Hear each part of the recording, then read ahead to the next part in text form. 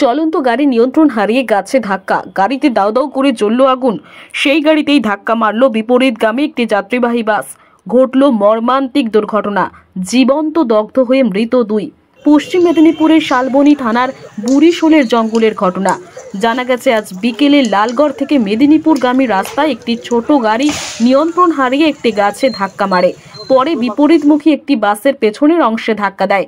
প্রত্যক্ষদর্শীদের বিবরণ অনুযায়ী গাছে ধাক্কা দেওয়ার ফলে ছোট গাড়িটিতে আগুন লেগে যায় এবং ওই গাড়িতে যাত্রী থাকা দুজন দগ্ধ হয়ে গাড়ির মধ্যেই মারা যায়। পুলিশ ওই দুটি মৃতদেহ উদ্ধার করেছে। দুর্ঘটনাস্থল থেকে একটি ডক্টরের স্টিকার উদ্ধার করা হয়েছে। এর থেকে অনুমান করা যায় কোনো ডাক্তারের গাড়ি ছিল এটি।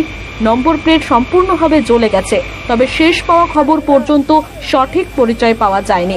ঘটনার তদন্ত শুরু করেছে পুলিশ।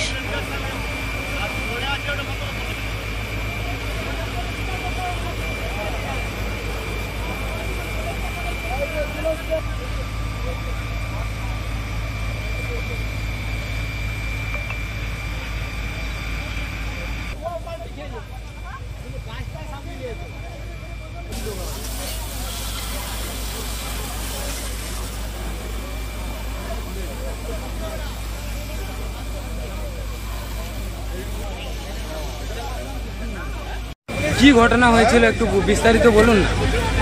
ঘটনা এই যে এদিক থেকে গাড়ি যাচ্ছিল, ওই যে গাছে মেরেছে, টায়ার বাস্ট হয়ে গাছে মেরেছে, মুখে যে ধাক্কা খেয়েছে আর পুরা ইয়ে হচ্ছে।